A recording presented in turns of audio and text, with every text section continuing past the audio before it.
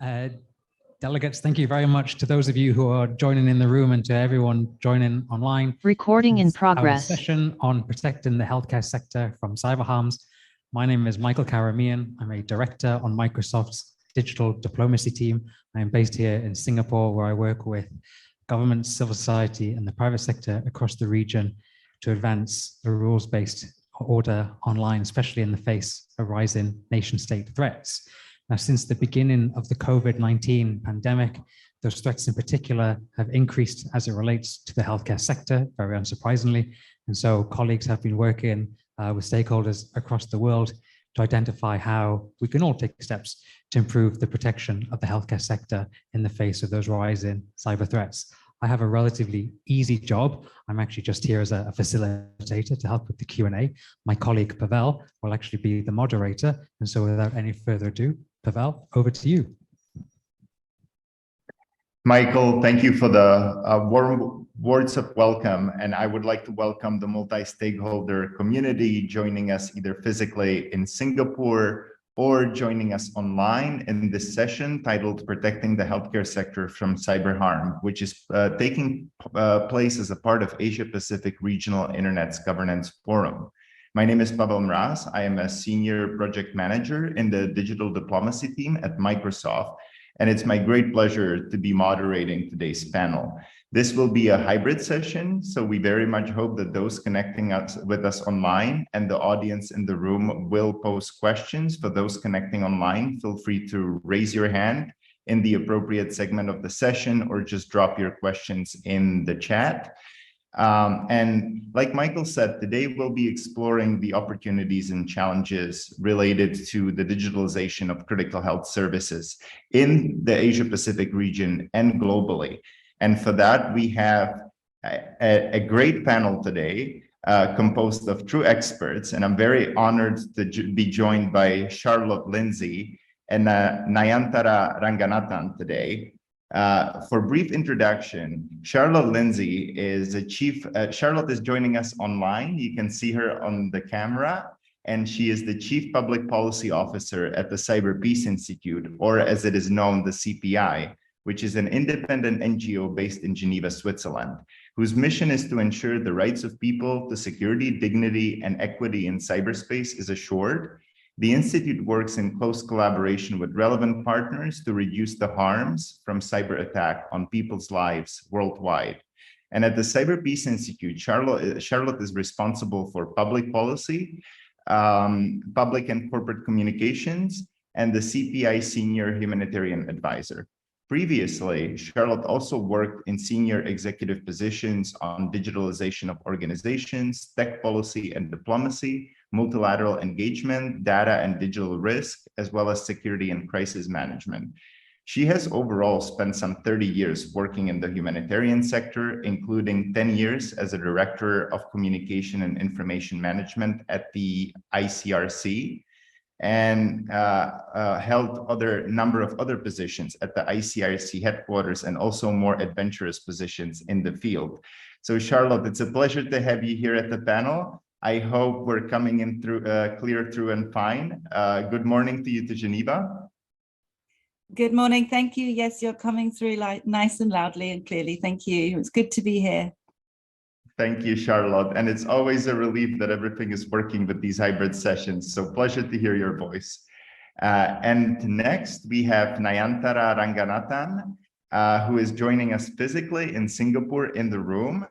Nayantara is a senior research fellow and a lawyer working on the politics and cultures of technologies at the Digital Asia Hub, which is an independent non-profit internet and society research think tank based in Hong Kong.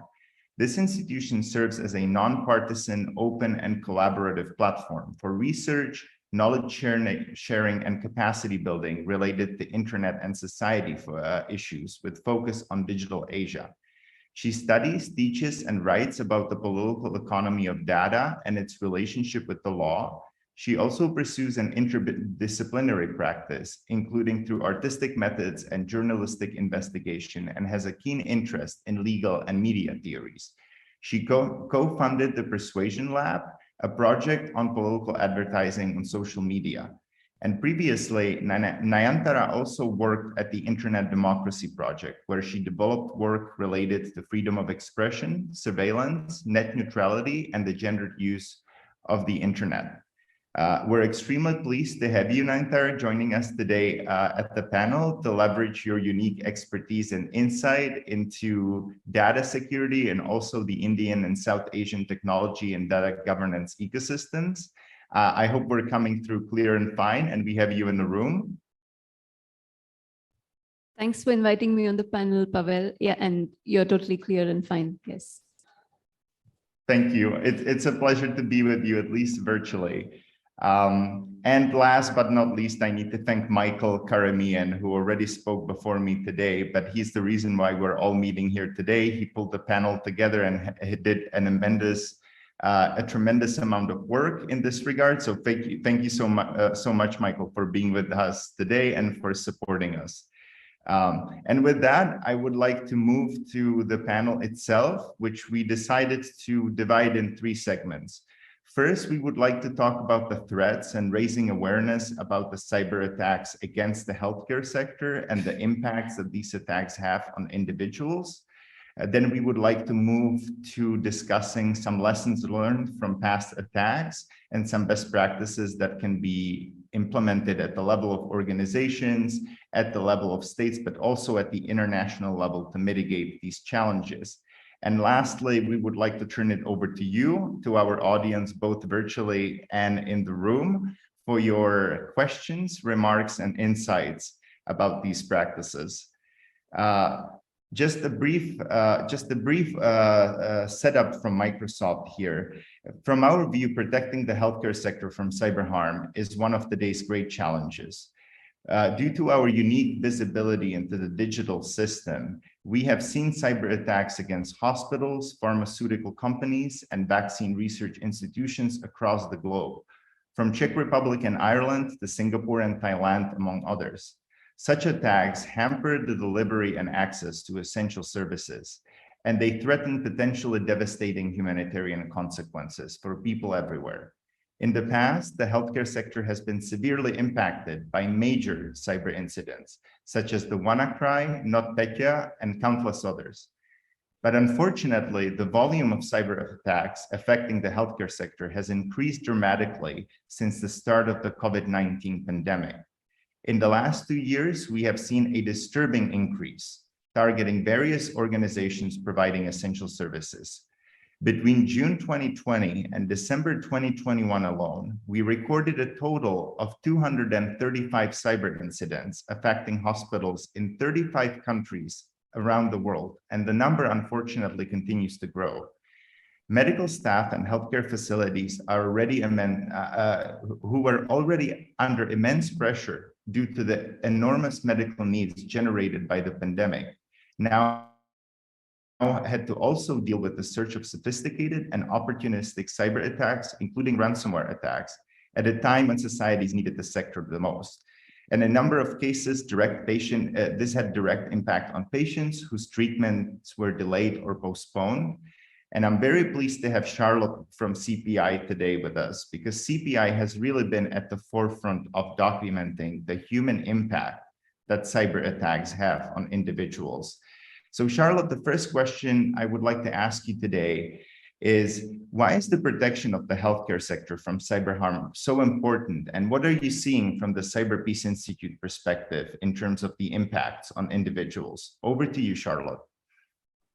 Thank you very much. And thank you for that great introduction, because it's a real scene setter for this subject today. I think the protection of the healthcare sector from cyber harm is so important, because I think what we fundamentally forget is this isn't about technology, it's about people, and that the harm to people from cyber attacks is often the part that is most hidden, because the focus is very much on the disruption to the hospital or the disruption to technology.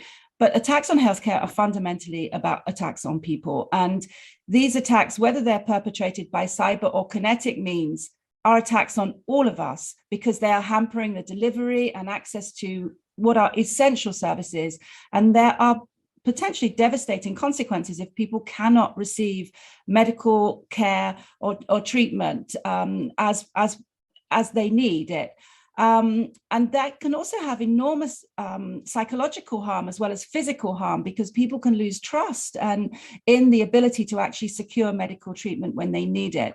So when the healthcare sector is attacked, there's an individual, both physical and psychological harm to the health and the well-being of individuals, be they patients who need care, or be they medical staff or healthcare staff who are not able to carry out the treatment that they're there to give because of the disruption caused by cyber attacks. So the harm is very much profoundly human. And I think that's something that we have to keep at the core of what we're looking at. Whether the attacks hit the media headline or not, those cyber attacks are ongoing and they're a persistent reality, and therefore they're really impacting people who are reliant on vital services. And as you mentioned, there has been a ramping up of attacks during COVID-19 pandemic when the healthcare sector was already vulnerable, which means it was compounding that vulnerability and compounding the risks to people's health and lives. And I think that's absolutely that cynical attacks on the healthcare sector, particularly during a pandemic, show a total disregard for human life. And I think that's really critical. So I'd like to stop there, and then I can come back a little later to some of those impacts. No, thank you, Charlotte. This is really insightful, and I couldn't agree with you more on the point you've made that attacks on hospitals are truly fundamentally attacks on people. And as we do not tolerate attacks on hospitals in the physical world, neither should we tolerate attacks on hospitals in cyberspace that can have as devastating consequences. And you also rightly pointed out that the vulnerability will likely continue to grow into the future. As digital services digitalize across the world, then we're likely to become more vulnerable. And we have seen that the opportunistic cyber attacks will not skip hospitals just because it's an essential service. It's perhaps why they will be targeted more.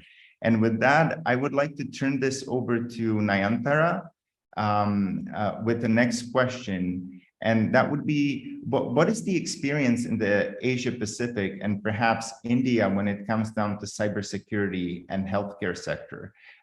Can you give us some insights as to where the cybersecurity ecosystem is at the moment, and what are the major concerns and some of the challenges there, and perhaps what works and what doesn't work? Over to you, Nayantara. Sure, thanks, Pavel. I think there is fairly a high incidence of cybersecurity events in the Asia Pacific region as well as in India. And in your report by cybersecurity incidents, you reference ransomware attacks, spear phishing, data breaches, whether of the hospitals themselves or of third parties and so on. So some of these are very common in Asian countries, but what kind of aggravates the issue is that many Asian jurisdictions like India also don't have formal data protection laws, let alone data protection measures for, like specific kinds of sensitive data like health data. And also the national emergency response teams in incidents like where cybersecurity incidents should kind of prompt a swift action or some kind of disclosure to the people that are affected. That is also very much on a back foot, and sometimes could be counterproductive to get in touch with some of these organizations. So this means that the exposure of the sensitive health data is extremely high, because both private sector actors as well as governments are kind of leading the way in collecting more and more this kind of data.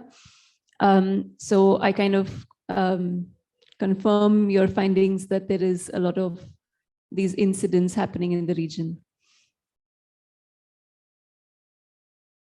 Nayantara, thank you so much for that answer. And I think, as you rightly mentioned, there are a number of steps that could be taken at the national level, including at the level of legislation, to ensure better data protection, especially when it comes down to sensitive information such as personal health information.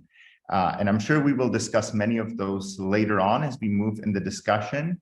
For now, I would like to turn back to Charlotte for a next question. And you have mentioned the Institute's work in terms of documenting the impact on individuals. But I know you have also been very comprehensive in your work. You have been tracking cyber attacks on hospitals as the CyberPeace Institute for quite some time.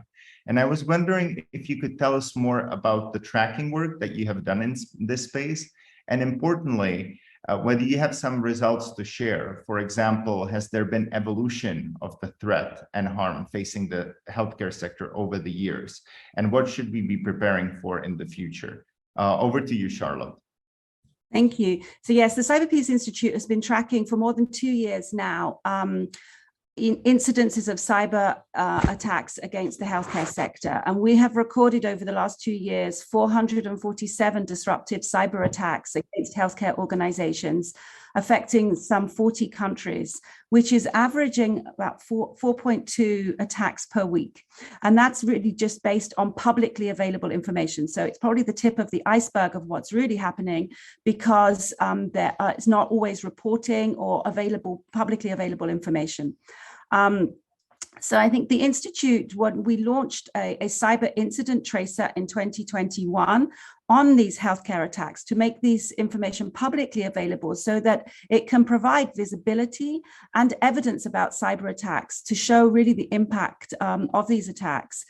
What we have found so far from this is there has been severe operational disruption to services, which have lasted from either a matter of hours to up to 4 months in some healthcare incidences. And that's averaging over 19 days per incident of disruption to services. We also, as you mentioned previously, the issue of the data or records breach. The number of records breached or the patient's data impacted following attack, we aggregated, it's over 2.4 million data points, which is around 155,000 records per attack which have been breached.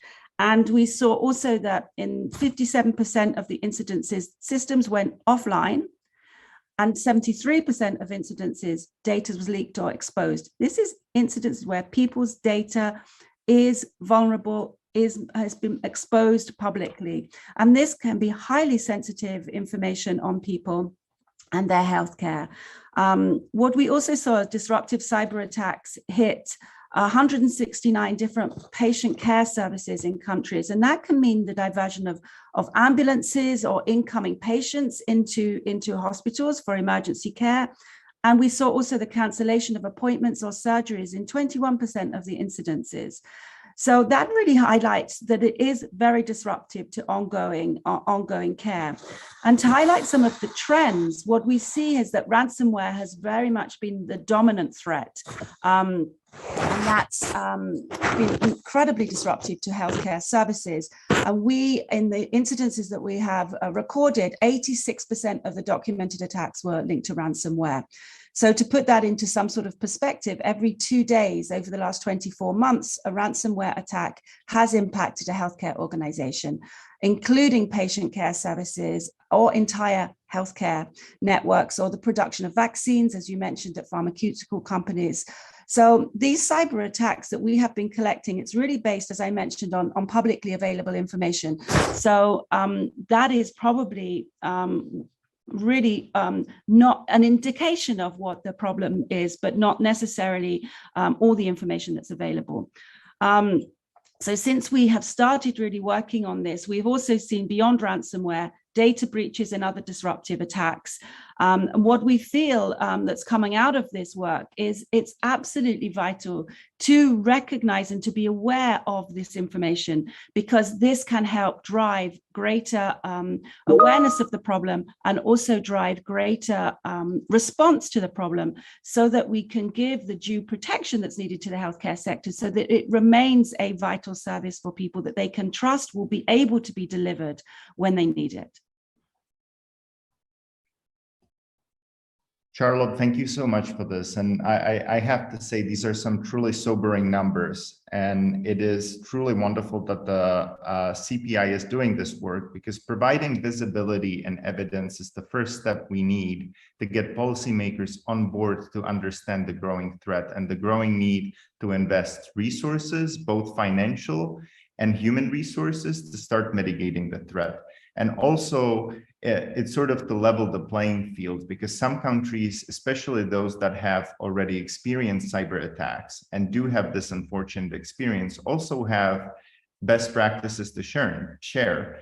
So it's very important to spread the message, and we appreciate that the CyberPeace Institute is doing that.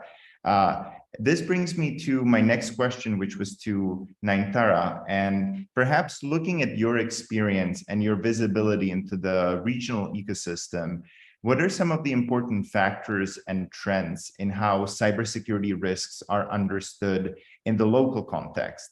And especially considering that some economies can still be considered emerging markets for data. So as you mentioned before, there might be this intention to just collect more data without thinking about the security. So over to you, Nayantara, for any thoughts you may have on this. Thanks, Pavel. You're right. I think we can't talk about the cybersecurity risks without talking about the data economy. And by that, I mean that there is a certain developmental imperative that certain regions in the global south face to find prosperity through the accumulation of more and more data and perhaps building products on top of it and so on. What many private sector actors like to call regions that are data rich.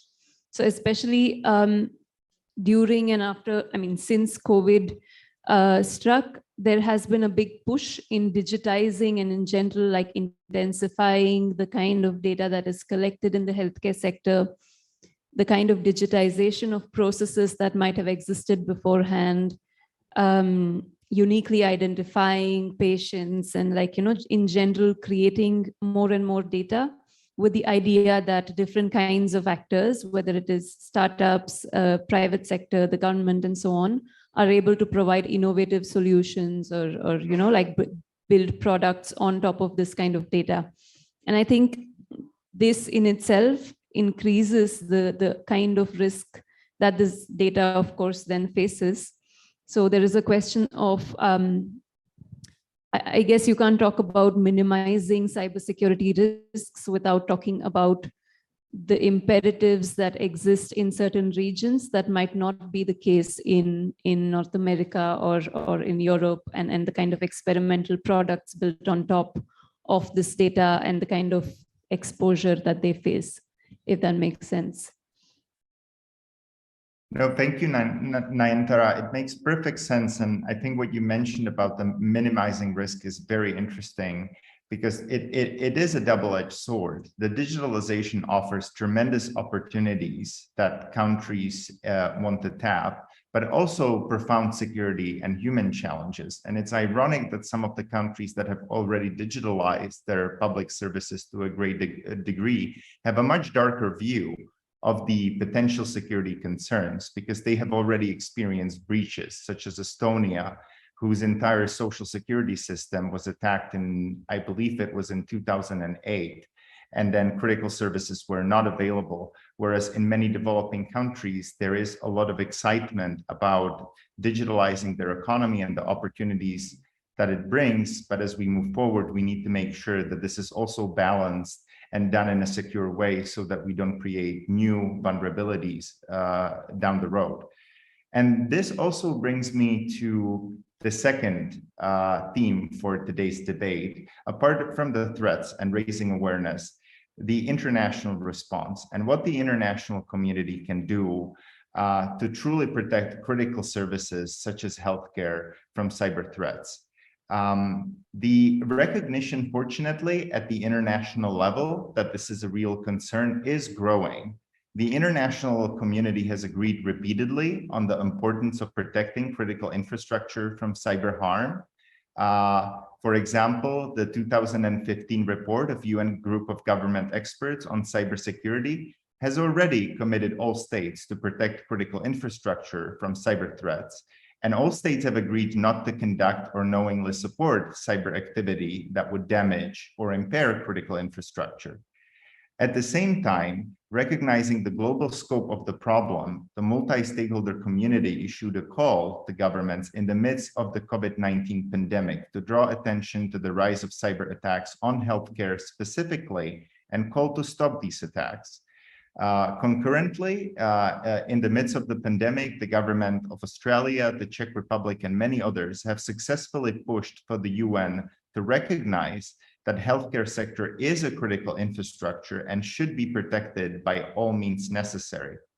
However, the global interdependence of the healthcare sector requires that we follow up with a decisive multi-stakeholder action spanning diplomatic, operational, policy, and capacity building initiatives, as well as ensuring accountability for perpetrators of cyber attacks that violate international norms. And obviously, we also need to ensure the commitments the UN makes do not remain on paper, but are appropriately operationalized.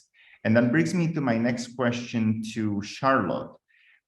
With the UN having recently designated medical facilities as critical infrastructure, how do we promote greater accountability for malicious cyber behavior internationally? And what is the role of diplomacy and international law in this space? Over to you, Charlotte. Thank you.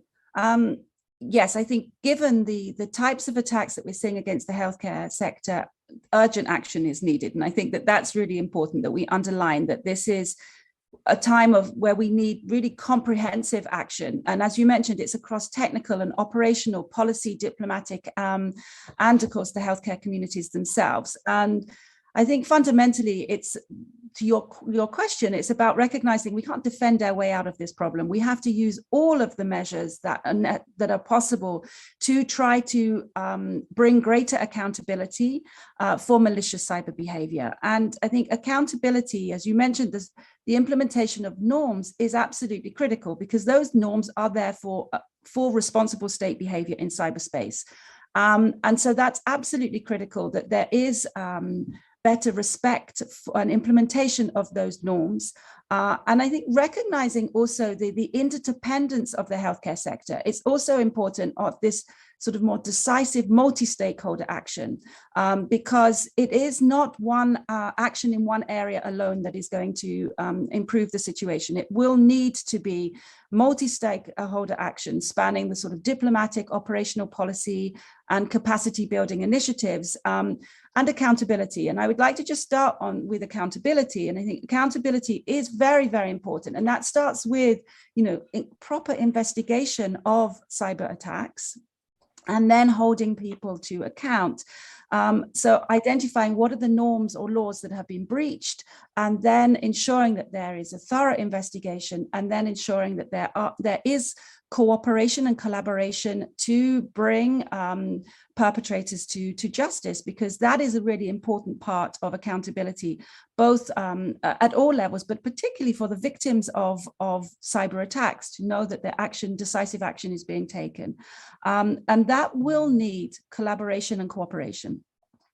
And then regarding the importance of diplomatic measures, I mean, this is really a moment when there will need to be collaboration and cooperation to ensure that we're advancing the implementation of the UN cyber norms through really concrete action, that they are implemented and it becomes very concrete with very practical action to protect the healthcare sector and to improve its resilience through also best practices, lessons learned, as you mentioned, which are really, really important, and how those lessons learned can help influence policy and international law and norms. So I think that is really, really important, that this is raised, it doesn't remain just a problem that is localized with those who are attacked, but all issues that throughout the chain of those who can take action, that action is really taken on the accountability and diplomatic fronts. No, thank you so much, Charlotte. And this actually is a perfect segue to the next discussion we wanted to have that's more concrete about lessons learned and best practices, because following the UN decision to designate the healthcare sector as critical infrastructure under applicable norm. The CyberPeace, Microsoft, and the government of the Czech Republic partnered together to undertake a year-long project to ensure that the commitments that the UN make do not remain only on paper. And the goal of this one-year project was to identify critical gaps that need to be addressed to protect the healthcare sector from cyber harm. But the way this was done was bringing the multi-stakeholder community together, recognizing that diplomats do not have all the solutions, capacity buildings do not have all the solutions, or the national legislators or IT experts do not have all the solutions. So we brought together the cyber and healthcare communities throughout the year for a series of 6 workshops and discussed a number of issues, from hospital IT systems to organizational challenges faced by doctors and nurses on the front lines of response to cyber attacks, to national resilience measures, capacity building, and all the way to the question that you, Charlotte, mentioned of international law and building normative taboos about cyber attacks, and also the question of what diplomats can do internationally to strengthen the protection of the sector and ensure accountability for violators. During these workshops, we distilled key recommendations, lessons learned, and good practices from a diverse group of experts. And based on what we've heard and learned from these discussions, we have developed a compendium of multi-stakeholder practices on protecting the healthcare sector from cyber harm. And this offers healthcare institutions, but also governments, international organizations, and other stakeholders a resource to support their efforts to safeguard the healthcare sector from cyber threats. I should add that we have recently launched this compendium in July 2022 during the session of the UN Open-Ended Working Group on Cybersecurity in New York.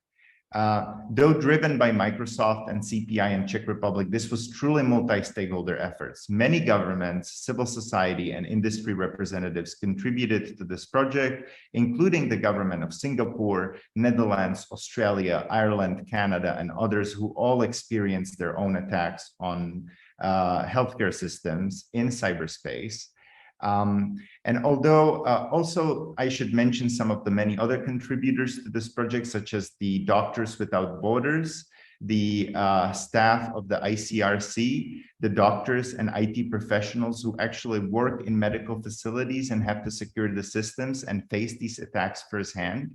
And I think this is a very useful resource to discuss, because as we discuss the problem, we should also look into potential solution. And I would now like to turn it back to our panelists to discuss in greater detail some of the findings that are contained in this compendium. And I would like to start with Nayantara, since our project has drawn mostly on experiences of practitioners from Europe, North America, and even Singapore, where cybersecurity maturity is relatively high. Can you speak to the differences, Nayantara, between more developed and less developed countries in the region, and perhaps there are lessons learned that we should take beyond what's contained in this compendium? Over to you, Nayantara. Yeah, thanks. I don't want to generalize beyond what I should, but I think there is, in the report, you speak about underfunding of underfunded, understaffed kind of cybersecurity operations in the healthcare sector, but I think a lot of the healthcare sector itself is underfunded in many parts of the world.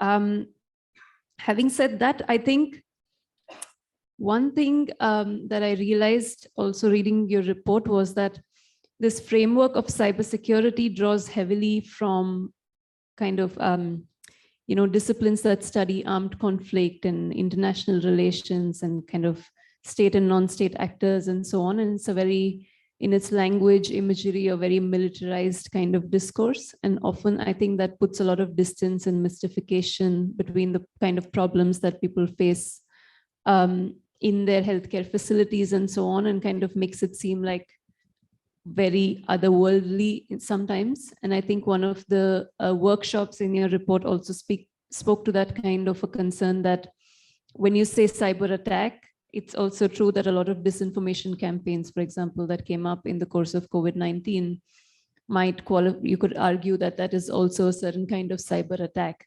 So I think also, just kind of being mindful of the ways in which we speak about these problems, speak about the kind of issues around data breaches in healthcare facilities, I think is one way to bridge gaps. I don't know if I spoke to the gaps between the global north and the global south, but definitely at least within the discourse around cybersecurity and within practitioners, because indeed at the end of the day, I think one of the most fundamental things is that is understood by healthcare practitioners is that, for example, that patient information is kind of sacrosanct and isn't something that isn't public information. So there is, I think, principles that do underlie an understanding that could help cyber security norms. Yeah, thanks. No, thank you so much, Nayantara. And you make excellent points that also came out throughout our project. And the underfunding of the healthcare is something that we have faced with every practitioner that we have interviewed, including the medical staff that runs the hospitals and also the IT professionals who are charged with protecting the systems. Interestingly enough, one thing we found from discussing with both IT professionals and healthcare professionals was that even the institutions that are not underfunded still have a problem investing into cybersecurity. And that is mostly because of the culture, the management culture in a hospital. And it's a completely understandable conundrum because most hospitals, at least in the countries where we interviewed, are ran by doctors.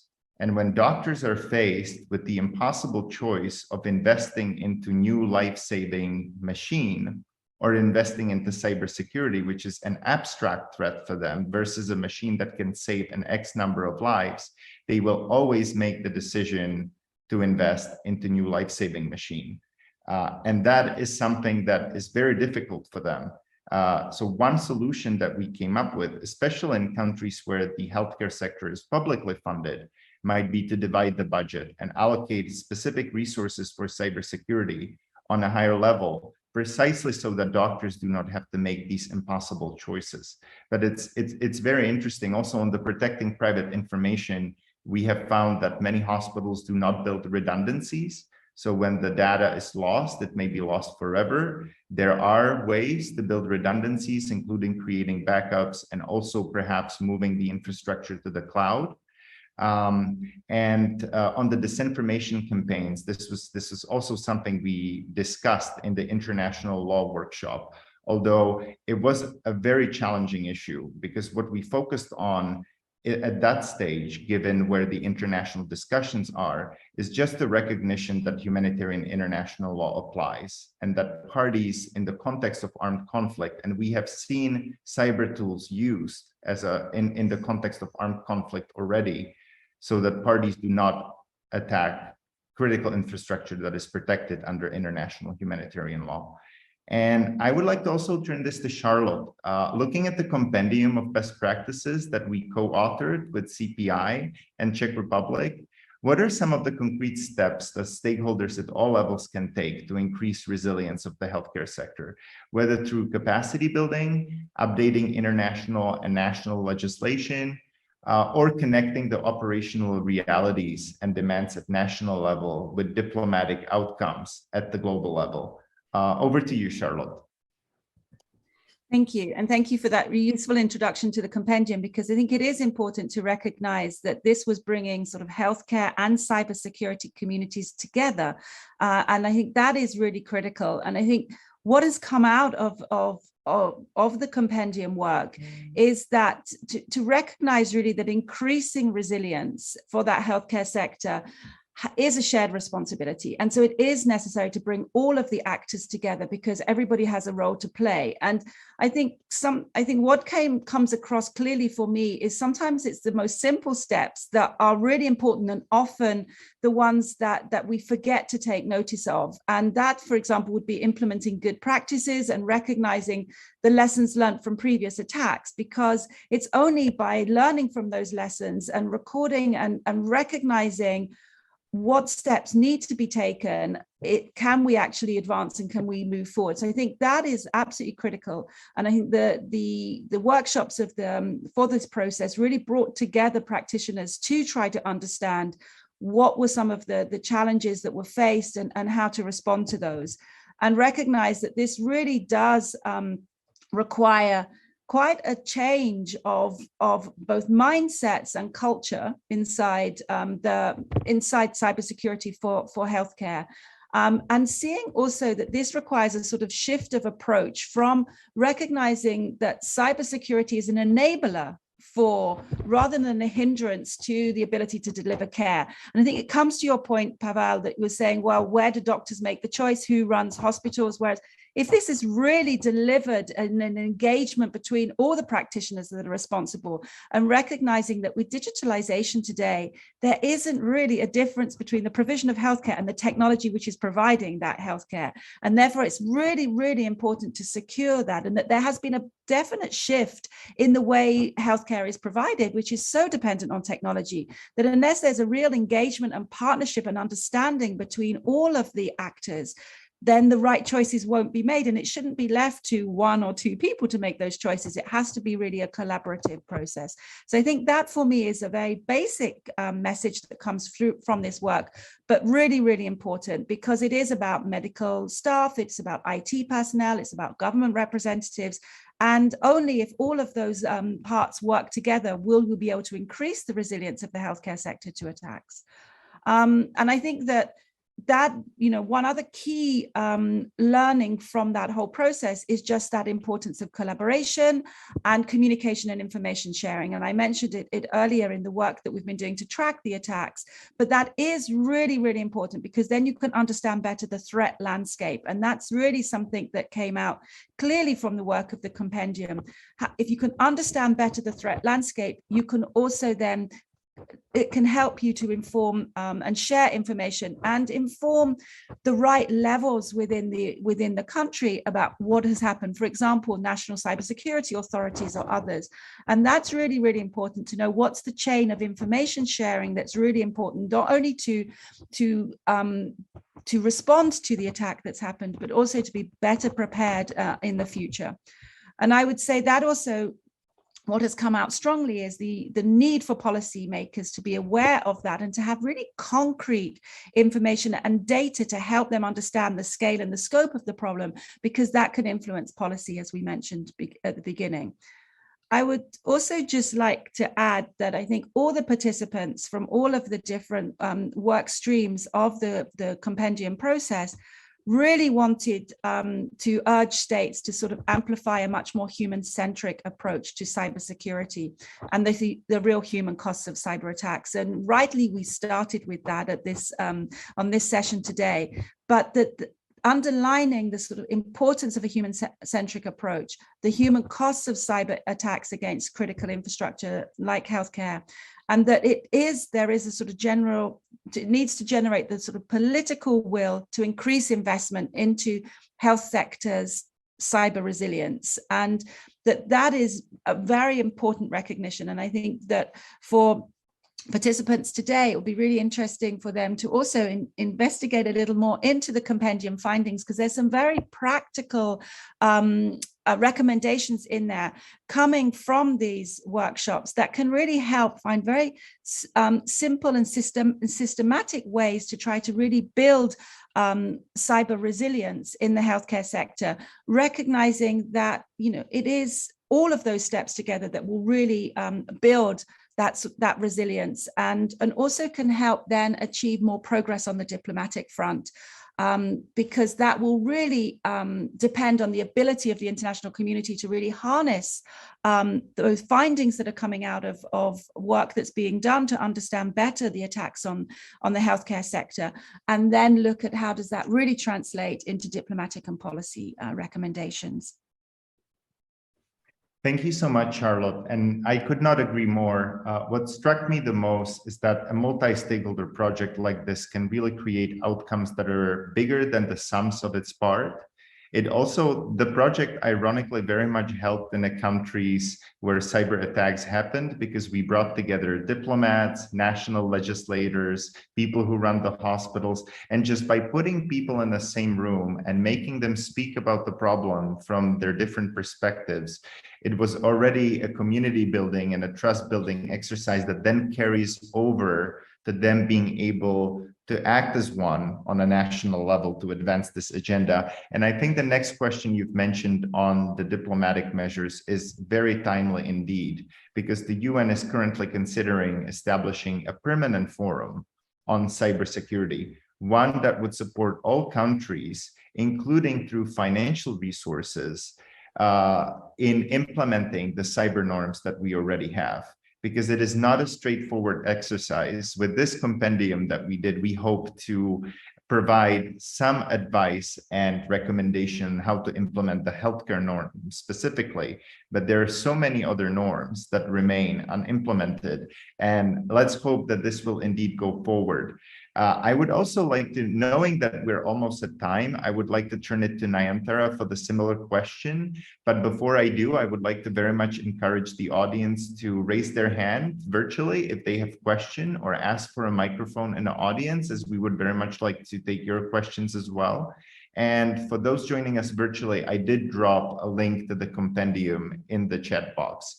So please feel free to check it out. And with that, over to Nayantara.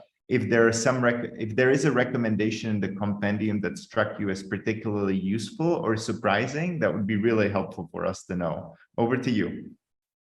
Yeah, I'll keep it short. I think that the compendium addresses some structural shortcomings of the lack of cybersecurity in the sense of funding, in the sense of getting buy-in from senior staff and management. So I think that, and what I already mentioned about what do we think of as cybersecurity when we think of the word, and then kind of like expanding that to also incorporate, I think you call it infodemics, but different kinds of information warfare mechanisms. So I think we still have some time for audience questions. Absolutely. And so if there's anyone in the room who has a question, I see we would have one person. Everyone else, please feel free to come up to the microphone in the center of the room to raise your question. I think we have about 3 speakers in the room who would like to raise questions. And indeed, anyone else online, please raise your hand or put a question in the Q&A. I believe one of my colleagues who's helping to facilitate the session will make sure we're aware of them. But first, please introduce yourself and tell us your question. Okay, right. Thank you. Kenny Huang, Executive Council Member of APrIGF, CEO of TWNIC. And thank you for raising the critical importance of the cyber norm. And I just one comment, because the cybersecurity could be covered several stakeholders, and they are actually cybersecurity cover the entire supply chain from top to the government and down to every single individual. Actually, covered. They are actually responsible for their personal cybersecurity. So I would suggest probably you can classify different stakeholder into different groups, and also giving a different cyber norm. For example, like from the government and UNCCE already defined property behavior for the stakeholder, so they can follow the cyber norm based on the UN recommendation. And probably more elaborate, you just mentioned UN could be develop more sustainable initiative or action, so that's some way the government can follow that kind of direction. And second group, you probably can also classify the key stakeholder in the internet community. For example, many people here basically come from internet community. They probably belong to ICANN community, registry community, or address number community, or even IETF community. Different community probably can develop their own cyber norm. For example, like IETF, they can develop any security protocol that can regulate appropriate software behavior. And for example, like APrIGF or ICANN, we have a contractual relationship with our stakeholder. So based on the contractual relationship, we can enforce some appropriate behavior for the subscriber. And even for individual, actually a lot of cybersecurity threat is come from institution personnel, because they didn't manage their credential carefully. So they do need a capacity building for cyber hygiene. So that will be better for they understand that could be make sure they have do the proper cyber hygiene by themselves. That's my recommendation. Thank you. Thank you, Kenny. Those are very thoughtful remarks and feedback. I think we have another question lined up. I'm Zahir from Palestine. Thank you for discussing this very important topics. My question is, there are some statistic about how these attacks solved? Because you mentioned in the session that 86% of the attacks is ransomware, and that's ransomware related to availability of the data. How the organization deals with this ransomware? Paid the ransomware, or lost the data forever, or recovered the data after 1 day, after 1 week, after 1 month? Is there some statistics? So let us sense the issue. Okay, thank you. Thank you very much. Charlotte, you might perhaps have statistics on the response rate, or I don't know if that's collected or not. But before we turn over to you, just in the interest of time, are there any other questions from here in the audience or any questions online? Please.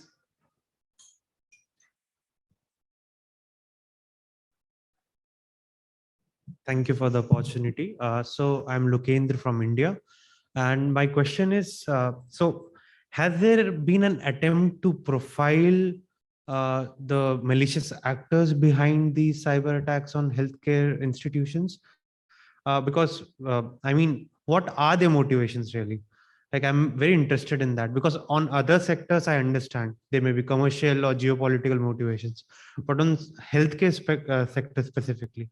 So either in the compendium report that you mentioned, or whether CyberPeace Institute has done some work on profiling such malicious actors. Thank you. Great, thank you very much. So 2 great questions, one on response and recovery rates, particularly in the context of ransomware attacks, and then also a question on the profile of the malicious actors. I don't know if anyone on the panel has any thoughts or specific answers on either of those questions. Otherwise, it definitely points to areas of future research, but over to the speakers. Yeah, I think maybe Charlotte or Pavel is better placed to answer the question on statistics and on profiles.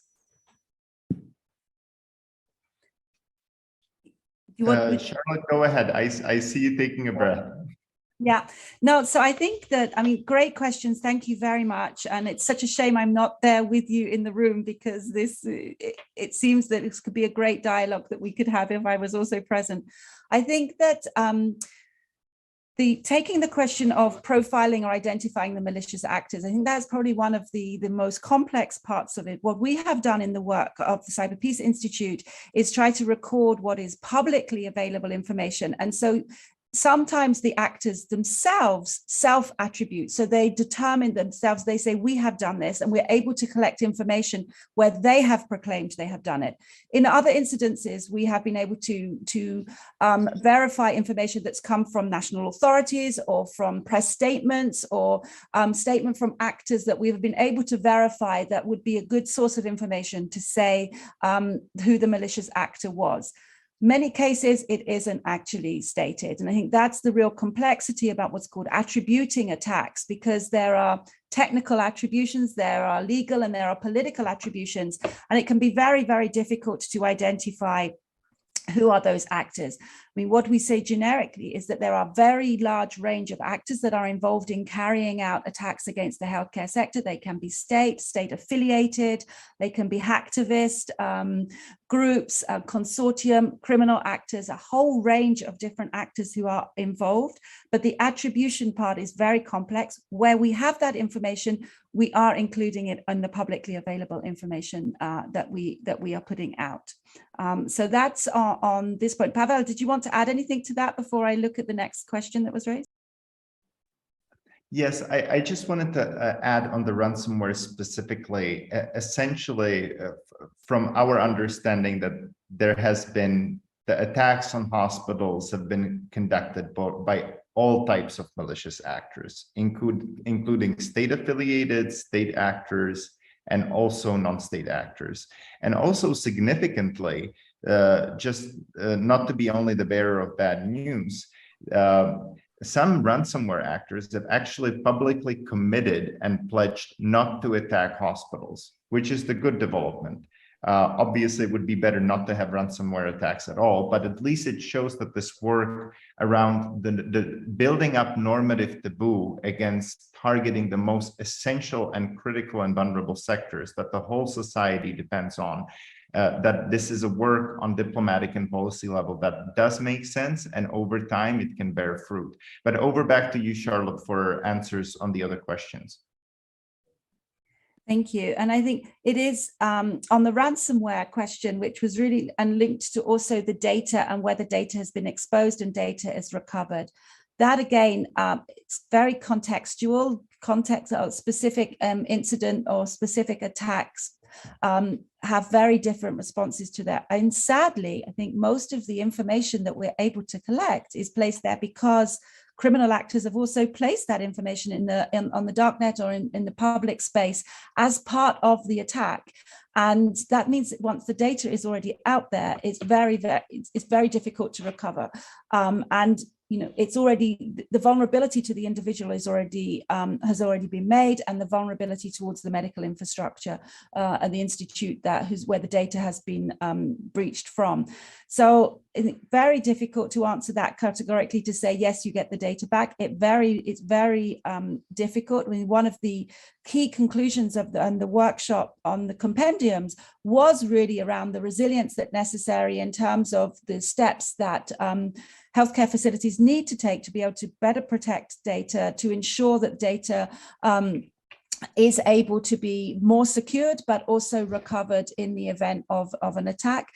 But again, I would underline, once we have found information which is in the public domain about related to a data breach, it's very, very difficult to actually then know what happens in the long term regarding that, because it also may be that the data is actually held and not initially released because it's still part of double or triple extortion threats, which continue long after the attack has happened. And I think that that's one of the clear things that has come out of the work that we've done, is that attacks can last for a very long time, because once the breach has actually happened, it can take a long time to identify what are the impacts and the harms from that, including at what stage information may be released again into the public domain. Wonderful, thank you very much.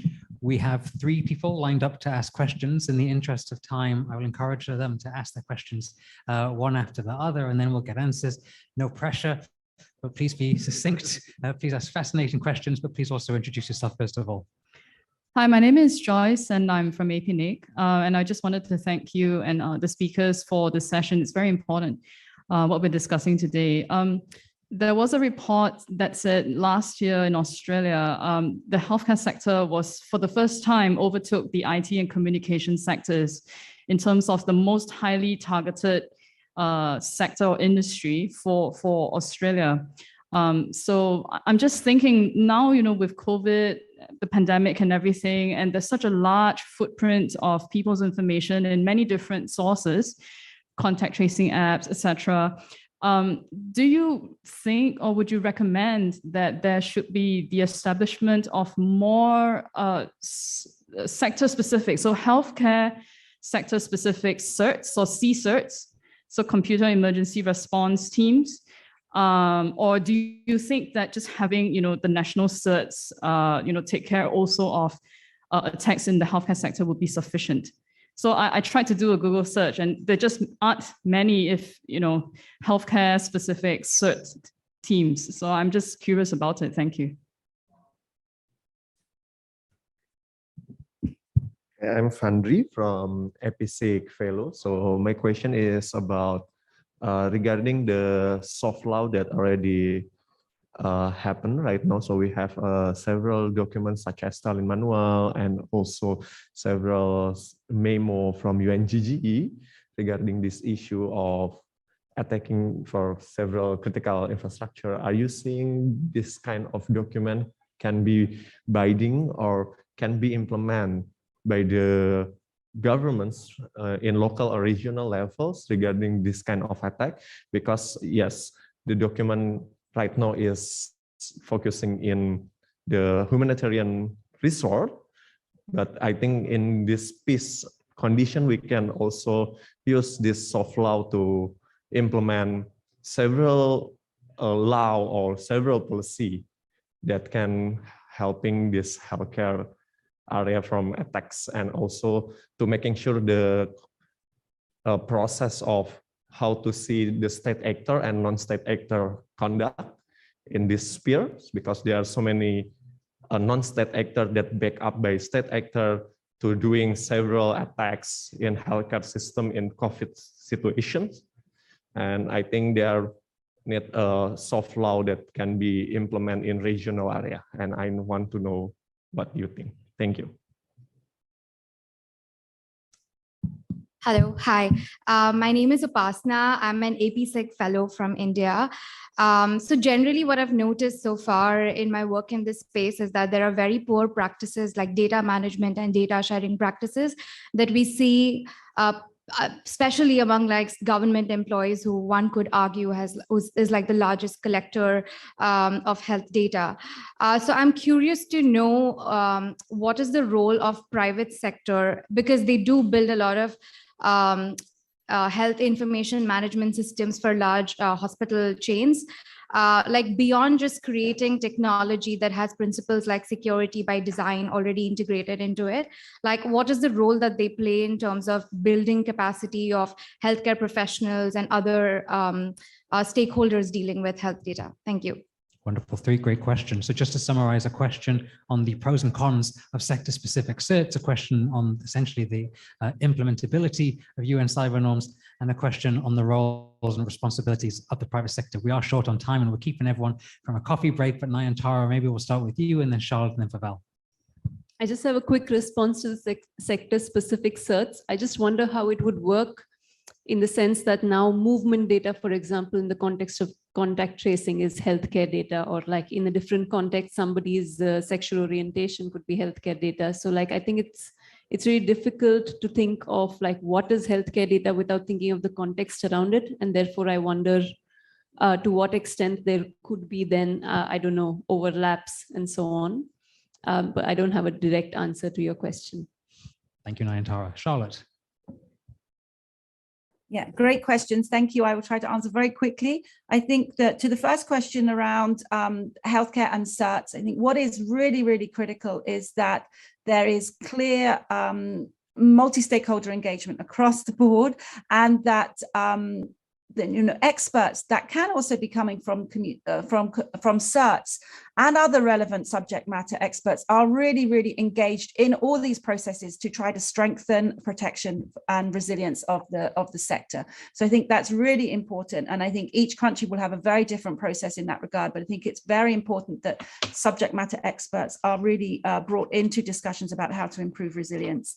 In terms of the Tallinn and other work that's been ongoing for years to try to develop clarity of that laws and norms, I think all of those processes are very important. I think we can learn a lot from those processes that have gone on around developing law for clarity of the law in times of conflict, for also helping for clarity about the law in times of peace. I think what is really critical about that is that international law, for example, has put very much protecting people at the heart of what it's been developed for. And I think that that's also very critical where we started from in this, keep it very human-centric and ensure that the steps that are taken are really putting people at the center of this to ensure that there are any action taken is and laws and norms taken are really taken from a human perspective and respecting the rights of individuals.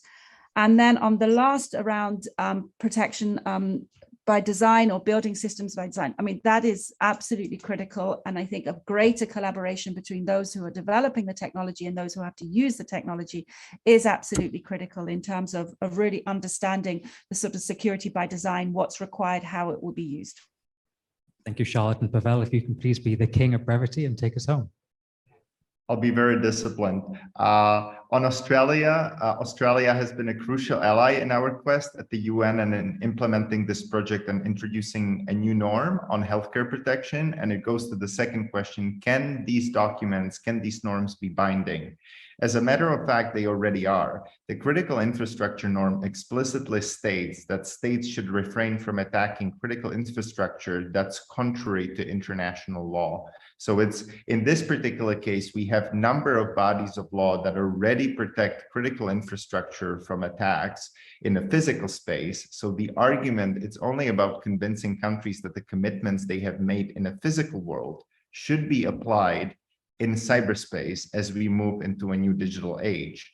On the sector-specific cert, we did not make that recommendation because it would very much depend on the size of the country. There are some global organizations such as Health ISAC who focus on collecting cyber threat intelligence sharing in healthcare sector specifically, and that has worked quite well. In a small country like Czech Republic, like mine, it was the national CERT that responded to attacks on hospitals, and it's a very small country, so that worked well for us. So we did not want to prescribe a single model.